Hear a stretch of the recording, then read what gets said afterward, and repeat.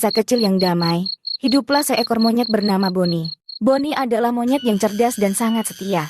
Ia tinggal di sebuah kebun pisang yang luas dan hijau milik Pak Rio, seorang petani yang baik hati. Kebun pisang itu adalah tempat yang sangat berharga bagi Pak Rio, karena dari sanalah ia mendapatkan hasil panen yang menjadi sumber kehidupan keluarganya. Setiap pagi, Boni bangun lebih awal dari siapapun. Ia selalu memulai harinya dengan berlari-lari kecil di sepanjang kebun, memeriksa apakah semua pisang tumbuh dengan baik. Ia mengendus-endus buah-buah pisang yang kuning dan ranum, memastikan tidak ada satupun yang rusak atau terjatuh. Pak Rio sangat mempercayai Boni sebagai penjaga kebunnya.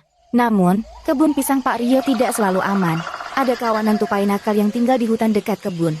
Tupai-tupai itu suka sekali mencuri pisang Pak Rio. Mereka datang dalam kelompok, berlari-lari dengan lincah di antara pepohonan, dan memakan pisang sesuka hati mereka. Mereka sering membuat Boni kerepotan. Suatu pagi yang cerah, Boni mendengar suara berisik dari kejauhan. Cik, cik, cik. Itulah suara tupai-tupai nakal yang sedang menuju kebun.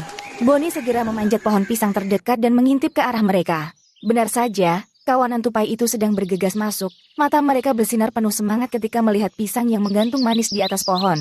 Wah, kita harus mengambil banyak pisang kali ini, seru salah satu tupai yang bernama Tira. Ia adalah pemimpin kawanan tupai. Boni tahu bahwa ia harus bertindak cepat.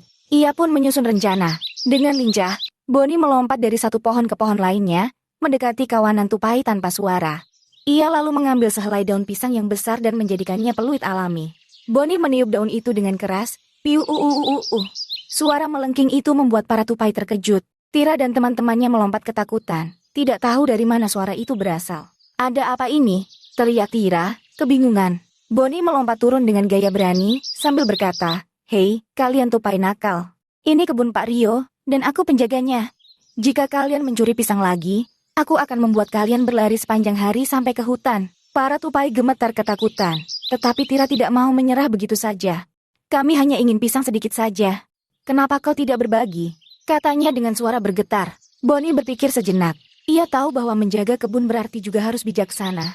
Kalau kalian berjanji tidak akan mencuri dan mau membantu menjaga kebun ini dari bahaya lain, aku akan membicarakan hal ini dengan Pak Rio. Mungkin kita bisa berbagi sedikit hasil panen yang lebih. Tira dan kawanan tupai saling berpandangan, mata mereka berbinar. Benarkah? Tanya Tira penuh harap.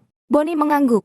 Ya, tetapi ingat, kalian harus berjanji untuk tidak mencuri lagi dan menjadi teman yang baik bagi kebun ini.